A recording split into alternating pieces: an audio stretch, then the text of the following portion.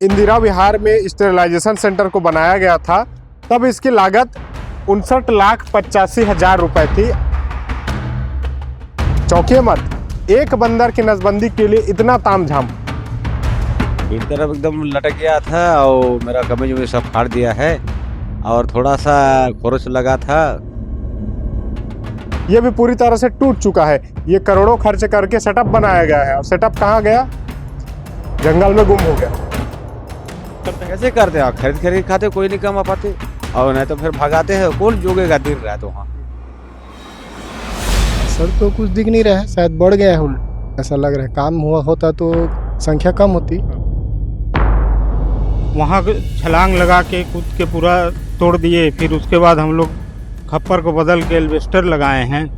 उसके बाद भी एल्वेस्टर में छलांग लगा के कूद के तोड़ दे रहे हैं।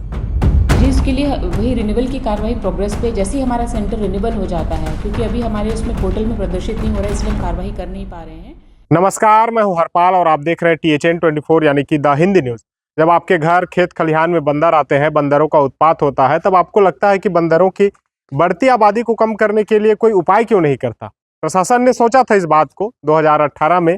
उससे पहले एक योजना लाई गई थी कि बंदरों को जो बढ़ती आबादी है इनको कम करने के लिए उनकी नसबंदी कर दी जाएगी। स्टेरिलाइजेशन सेंटर बनाया गया। बाकायदा छत्तीसगढ़ में रायगढ़ को चुना गया पायलट प्रोजेक्ट के तौर पर। जी हाँ, पायलट प्रोजेक्ट मतलब छत्तीसगढ़ में इकलौता ऐसा सेंटर जहां से बंदरों की नसबंदी होनी चाहिए थी और बंदरों की जो आबादी है उसको कम कर दिया जाता, कम हो जाते। अब ये तस्वीरें आप देख रहे होंगे, मैं जहां पर हूं ये उसी जगह की तस्वीर है। ये मंकी स्टेरिलाइजेशन सेंटर के नाम से इसके रायगढ़ में इंदिरा विहार में बनाया गया है। और जो इस इंदिरा विहार में स्टेरिलाइजेशन सेंटर को बनाया गया था, तब इसकी लागत 59,85,000 रुपए थी। और ये जो स्ट्रक्चर है, ये जो बंदर की पकड़ने के लिए कैज है, ये सब लगभग 60 लाख रुपए के थे, शायद इससे अधिक थे, क्योंकि इन सब की जो जानकारी है वो स्पष्ट नहीं है।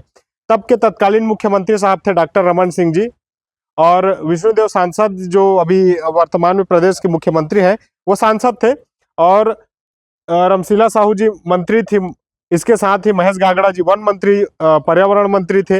इसके अब रोशन लाल विधायक जी स्वर्गीय भी हो चुके हैं, लेकिन तब विधायक हुआ करते थे। लेकिन मैं ये जानकारी आपको क्यों दे रहा हूँ? मैं जानकारी इसलिए दे रहा हूँ कि इतनी बड़ी विभूतियों ने, इन लोगों ने 2018 में 28 मई 2018 को ही आपकी समस्या के निवारण के लिए लाखों, यूं कहें, प्रोजेक्ट को तैयार करते करते करोड़ों खर्च कर दिए। लेकिन आज तक, आपको मैं जो आंकड़ा बताऊंगा चौंक जाएंगे, आज तक केवल एक बंदर की सरकारी आंकड़ों में नसबंदी हुई है। चौंकिए मत, एक बंदर की नसबंदी के लिए इतना तामझाम। प्रशासन ने ध्यान दिया था कि बंदरों की नसबंदी होगी, बंदरों का आतंक कम हो जाएगा, उनकी जो प्रजनन क्षमता है वो बंद हो जाएगी, इससे बंदरों की संख्या जो है वो अनियमित बढ़ नहीं पाएगी। और देखिए किस तरह से यहाँ पर जो स्ट्रक्चर्स हैं वो रखे रखे कबाड़ हो गया है। और ये जो बंदरों को पकड़ने के लिए कैच बनाए गए थे और ये जो स्ट्रक्चर बना हुआ था जहां पर बंदर की नसबंदी होनी चाहिए थी, ये भी पूरी तरह से टूट चुका है। ये देखिए, जो एल्वेस्टर शीट्स थे ये भी टूट करके यहाँ पर बिखर गए हैं, और जो कैच पड़े हुए थे वो भी बरसात और जंग लग करके पूरी तरह से सड़ चुका है। अब आप सोचिए, आप जो मेहनत के पैसे से टैक्स देते हैं, जिस पैसे से सरकार वादा करती है कि हम विकास लाएंगे, आपकी समस्याओं को दूर कर देंगे, तो कहाँ है साहब समस्या का समाधान? कहाँ है? समस्या तो जस का तस बना हुआ है, और जिस पैसे से समस्या के समाधान के लिए करोड़ों खर्च कर दिए गए वो तो पानी में बहा दिया आपने। या यूं कहें, जंगल में जंगल राज हो गया। वहां जंगल में जिस तरह से लोगों की समस्या के लिए समाधान होने चाहिए थे, ये बिल्कुल उलट हो गया। जंगल में जंगल राज चल रहा है। आप देखिए, ये जो स्ट्रक्चर्स बने हुए हैं, AC लगा हुआ है, और ये करोड़ों के खर्च करके यहाँ पर सेटअप बनाया गया था, और इन्हीं के भरोसे आपसे वादा लिया गया था कि ये जो समस्याएं हैं वो समाधान कर दी जाएंगी।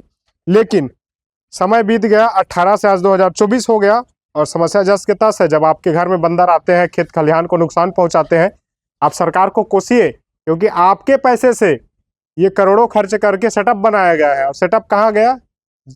जंगल में गुम हो गया। या यूं कहें, जंगल में तो मोर नचवा दिए, किसने देखा? कोई नहीं। प्रशासनिक अधिकारी भी जो इस स्ट्रक्चर को बनाने में या जो पूरी जिम्मेदारी लिए थे, उनका भी यहाँ पर विजन क्या था, ये भी सोचने वाली बात है कि करोड़ों खर्च करने के बाद एक बंदर की नसबंदी। ये मैं नहीं कह रहा हूँ, अधिकारी खुद कह रहे हैं। डीएफओ जो मैडम है यहाँ की, उनका मैं बाइट जो इंटरव्यू है वो भी आपको मैं सुना देता हूँ। स्टरलाइजेशन सेंटर की स्थापना रायगढ़ में 2018 में इंदिरा विहार में की गई थी, जिसमें उनको स्टरलाइज करना मुख्य उद्देश्य था। तो अभी उसमें जो पोर्टल में डिस्प्ले प्रदर्शित नहीं होने के कारण अभी उसमें रिन्यूअल की कार्रवाई की जा रही है। लेकिन जब कभी भी ऐसा कोई मंकी मिनस की सूचना या कोई दुर्घटना बंदरों के साथ होती है तो हमारे पास जो पशु चिकित्सक विभाग के जो वेटनरी डॉक्टर हैं उनसे संपर्क करके उनको ट्रीटमेंट दिया जाता है। इसके अलावा भी अगर कहीं सीरियस इशू होता है तो हमारे पास बिलासपुर से वाइल्ड लाइफ विंग के डॉक्टर्स हैं, वो आते हैं और उनके द्वारा ट्रीटमेंट दिया जाता है। मैम, मंकी स्टरलाइजेशन सेंटर में बंदरों को नसबंदी के काम के लिए ताकि उसकी आबादी न बढ़ सके, लेकिन लंबा वक्त गुजर गया है, क्या ये फिर से शुरू हो पाएगा? जी, इसके लिए वही रिन्यूअल की कार्रवाई प्रोग्रेस पे, जैसे ही हमारा सेंटर रिन्यूअल हो जाता है, क्योंकि अभी हमारे उसमें पोर्टल में प्रदर्शित नहीं हो रहा है इसलिए हम कार्रवाई कर नहीं पा रहे हैं। जैसे ही हमारा रिन्यूअल हो जाता है उसके बाद हम इसको पुनः स्टार्ट करेंगे। लगभग कितने की लागत से बना था? उसकी राशि लगभग 59 लाख के करीब थी उसकी राशि। जो रायगढ़ वन मंडल है ये बांस क्षेत्र के लिए काफ़ी अच्छा है और यहाँ पर जो हमारा रायगढ़ और तमनार, बेसिकली ये जो दो जगह है, यहाँ बांस की अच्छी मात्रा में अच्छे जंगल पाए जाते हैं। तो हम लोगों ने जो बांस के में अच्छा उत्पादन हो इसके लिए सॉइल वर्किंग का कार्य किया है, गुड़ाई का कार्य किया है, जिसमें जो बांस भिर्रे की सफाई और जो नीचे की सॉइल वर्किंग का कार्य किया है ताकि जो नए पीके आए, करील के पीके आए। तो अभी आप देखेंगे लास्ट वर्किंग से कई जगह अच्छे बंगुरजिया क्षेत्र में अभी बांस के पीके जिसको करील बोलते हैं वो आए हुए हैं। और चूंकि ये हाथी का प्रिय भोजन होता है बांस, तो कहीं कहीं ये हाथी द्वारा भोज्य पदार्थ के रूप में इनको फीड भी किया जाता है। और जो ग्रामीण हैं ये भी काफ़ी अवेयर हो गए हैं, पहले से कमी आ गई है। वन क्षेत्र से जो बांस, ये कहा जाता है कि सबसे ज़्यादा करील की तस्करी जो है रायगढ़ जिले से होती है। अब तक कितने तस्कर इस साल हैं वो गिरफ्तार किए जा चुके हैं, उस पर कार्रवाई की जा चुकी है? जब कभी ऐसी सूचना प्राप्त होती है कि बांस या करील के बारे में तो हम उस जगह पर तफ्तीश करते हैं और जहाँ भी बांस मिलता है वहाँ पर POR जारी करके लगभग इस साल 20-25 किलो जब्त भी किया है, जब्त करके उसको विधिवत डिस्पोजल किया जाता है। कितना नुकसान होता है जंगल को जब करील काट के ले जाते हैं ग्रामीण, उसकी तस्करी करते हैं, जंगल को इससे कितना नुकसान होता है? क्योंकि जो अगर जो करील है, बांस की पीके हैं वो आती हैं तो उससे ही नया करील के बाद महिला और पकिया बांस तैयार होता है। तो अभी लोगों को जो गांव के वन क्षेत्र के आसपास लोग हैं वो भी काफ़ी समझ चुके हैं कि अगर हम करील खाएंगे तो आगे हमारा बांस का वन का ही नुकसान होगा, तो उनके खाने के टेंडेंसी में कमी आई है और पहले की तुलना में आप देखेंगे उतना लोग मार्केट में अब लाते भी नहीं हैं। मैम, एक डॉक्टरों की कमी बताई जा रही थी वहाँ पर, क्या उसके लिए क्या व्यवस्था की जा रही है? जी, पशु जो वेटनरी डिपार्टमेंट को हम लोगों ने लेक किया है और वहाँ से डॉक्टर अग्री हो गए हैं, उन्होंने अपना सहमति भी दे दिया है, वो वहाँ पर आकर कार्य करने के लिए इच्छुक हैं। जैसे ही हमारे रिन्यूअल हो जाता है वो वहाँ पर अपनी सेवाएं देंगे। लगभग कितने समय में ये शुरू हो पाएगा? ये टेक्निकल इशू है क्योंकि रिन्यूअल इसका होना है, पोर्टल में प्रदर्शित नहीं हो रहा है जैसा बताया मैंने आपको। तो पोर्टल में जैसे ही हमारा सेंटर दिखेगा और रिन्यूअल की कार्रवाई हो जाएगी। ये ताला आप देख रहे हैं, ये आपके विकास के राहों पर लगा हुआ ताला है और करोड़ों खर्च करने के बाद सरकार ने आपको जो दिया वो आपको दिख रहा है। ऐसी खबरें मैं आपको दिखाता रहूँगा। किसान क्या कुछ कहते हैं ये भी आप सुन लीजिए। जैसे कि मैंने कहा था कि हम किसानों से भी बातचीत करेंगे और बताएंगे कि कितनी परेशानी हो रही है। आप तस्वीरें देखिए, ये रायगढ़ से लगा हुआ बंगुरसिया गाँव है। हमारे साथ एक किसान है और इनके घर में क्या परेशानी हुई कि घर के छप्पर में किस तरह से आप तस्वीरें बदल गई, इस बात की जानकारी भी किसान से लेते हैं। बाबा, नाम क्या आपका? भोजू निषाद। तो निषाद जी बता रहे थे कुछ कहानी घर के छप्पर को लेकर, क्या है कहानी बताइए। पूरा घर के खप्पर को पूरा वहाँ छलांग लगा के कूद के पूरा तोड़ दिए। फिर उसके बाद हम लोग खप्पर को बदल के एल्वेस्टर लगाए हैं। उसके बाद भी एल्वेस्टर में छलांग लगा के कूद के तोड़ दे रहे हैं। बहुत आतंक है। खपराल तो बदले लेकिन एल्वेस्टर भी टूट रहा है। अच्छा, खेती किसानी कैसे करते हैं फिर आप लोग, इतना आतंक है तो? अरे सब साग सब्जी तो लगाना छोड़ दिए हैं, पूरा बंद कर दिए हैं बंदर के कारण। अब जो भी लगाओगे वो तो आकर के सफाचट कर देते हैं।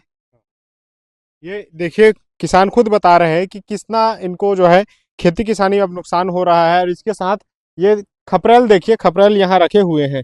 कभी पुश्तैनी घर जो होता है उसमें खपरेल का छत रहता है, लेकिन अब देखिए खपरेल को छत खपरेल को छत से निकाल करके यहाँ पर एल्वेस्टर लगा दिया गया है, लेकिन उसके बाद भी इनको राहत नहीं है। बंदर इनके छत में कूद रहे हैं, इसकी वजह से ये जो एल्वेस्टर का सीट लगा हुआ है वो भी टूट रहा है। अब इनको इस समस्या से निजात कौन दिलाएगा? शासन ने इसके लिए जो जिम्मेदारी उठाई है उसको कब पूरा करेगी? और जो बंदरों के स्टेरिलाइजेशन सेंटर, उनके नसबंदी के लिए जो केंद्र बना है, आखिर वो कब संचालित हो पाएगा? ये वीडियो आपको अच्छा लगे तो इसको लाइक कर दीजिएगा, जिम्मेदारों तक पहुंच जाए इसके लिए इसको शेयर भी कर दीजिएगा, और ऐसी खबरें मैं आप तक पहुंचा सकूं इसलिए चैनल को सब्सक्राइब भी कर दीजिएगा। धन्यवाद। बंदरों का उत्पात तो जारी ही है और किसानों से भी बातचीत कराए। हमारे साथ एक ऐसे व्यक्ति हैं जिनके साथ बंदर हमला कर चुके हैं, जिनके ऊपर पे। दादा नाम बताएंगे अपना? शोभाराम कोटभोलिया। तो दादा बताएंगे क्या घटना हुआ था, कैसे हुआ था? पीठ तरफ एकदम लटक गया था और मेरा कमीज में सब फाड़ दिया है और थोड़ा सा खरोच लगा था, खून नहीं निकला। डॉक्टर को बताया तो कुछ नहीं होगा, टिटनेस का सूजी एक तो लगेगा, नहीं तो कुत्ता काटता है वो सूजी लगता।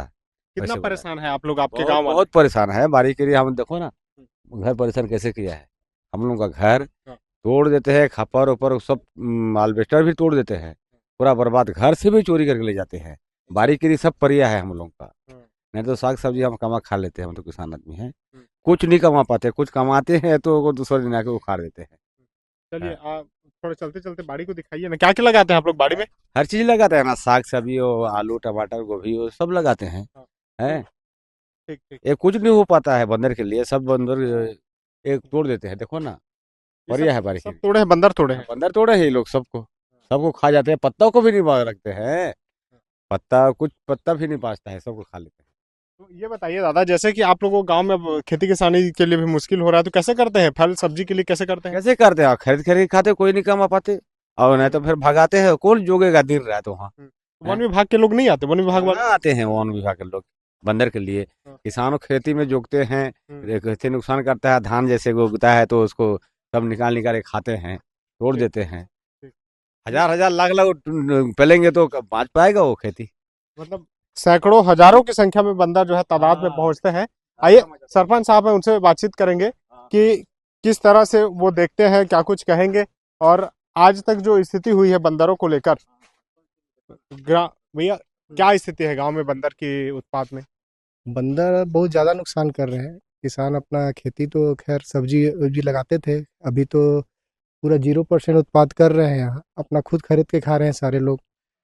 बंदरों के कारण काले मुंह के बंदर अलग आते हैं और लाल वाले अलग आते हैं। संख्या लगभग बहुत ज़्यादा बढ़ गई है। शायद शहर से भी उनको पकड़ के लाके इधर जंगल एरिया है बोल के छोड़ दिया जा रहा है, तो संख्या इनकी दिन ब दिन बढ़ते जा रही है। क्या आपको पता है भैया, बंदरों के जो नसबंदी करने के लिए एक मंकी स्टेरिलाइजेशन सेंटर शुरू किए थे आज 6-7 साल पहले, कुछ काम असर हुआ, दिख रहा है? असर तो कुछ दिख नहीं रहा है, शायद बढ़ गया है उल्ट, ऐसा लग रहा है। काम हुआ होता तो संख्या कम होती। जी, वन विभाग की क्या प्रतिक्रिया रहती है? आपके गांव में बीट गार्ड भी रहते हैं और वन परिक्षेत्र के अंतर्गत इसको संरक्षित रखा गया है, तो क्या स्थिति रहती है? वन विभाग के अधिकारी जब आते हैं या बंदरों को भगाने के लिए कुछ काम होता है? अब 1 माह पहले हम लोग बैठक रखे थे वन विभाग की तरफ से। हम लोग गाँव वाले बोले कि भाई बंदर क्या है, किसानों का नुकसान कर रहे थे। उस समय तो हम लोग कुछ बोल नहीं रहे थे, मगर अभी कुछ बंदर ऐसे आ गए हैं जो काट रहे हैं बच्चों को। कम से कम 10 से 15 लोगों को बंगुरसिया में काट चुके हैं। तो इसीलिए फिर उनको बैठक रखे, बोले कि इसको कुछ करिए। तो अभी तक तो कोई कार्रवाई नहीं हुआ है। जो उत्पात बंदर है, ऐसा नहीं है कि उसको पकड़ के कहीं छोड़े हों, जबकि 1 माह पूर्व इनको बोला गया था, तो ये बोले थे कि हाँ फिर कार्रवाई करेंगे। अभी तक कोई कार्रवाई नहीं हुई। घटना आए दिन हो ही रहे हैं। हाँ, वो पूरा रिकॉर्ड में मिल जाएगा हॉस्पिटल में। रेबीज के इंजेक्शन लग रहे हैं, वहाँ से आप रिकॉर्ड ले लीजिएगा कुल कितने रेबीज बाइट बंदर बाइट हुए। ठीक ठीक ठीक। आप सुन रहे थे, बंगुरसिया के सरपंच हैं, लोगों की समस्या को जमीन से देख रहे हैं, लोगों की समस्या का समाधान करने का प्रयास भी कर रहे हैं, लेकिन शायद जो जिम्मेदार हैं उनको इनकी परेशानी नहीं दिख रही है। परेशानी न किसानों की दिख रही है, न गांव वालों की दिख रही है। वन विभाग भी कह रहे हैं कि बंदरों को अपने तरीके से भगाओ, और वन विभाग बंदरों को भगाने में पूरी तरह से फेल है। खैर अब देखते हैं ये जो परेशान लोग हैं इनको इस समस्या से राहत कब मिल पाती है, क्या वन विभाग के द्वारा जो प्रोजेक्ट लाया गया है वो शुरू हो पाता है या नहीं। जो भी अपडेट होगा आपको दिखाते रहेंगे।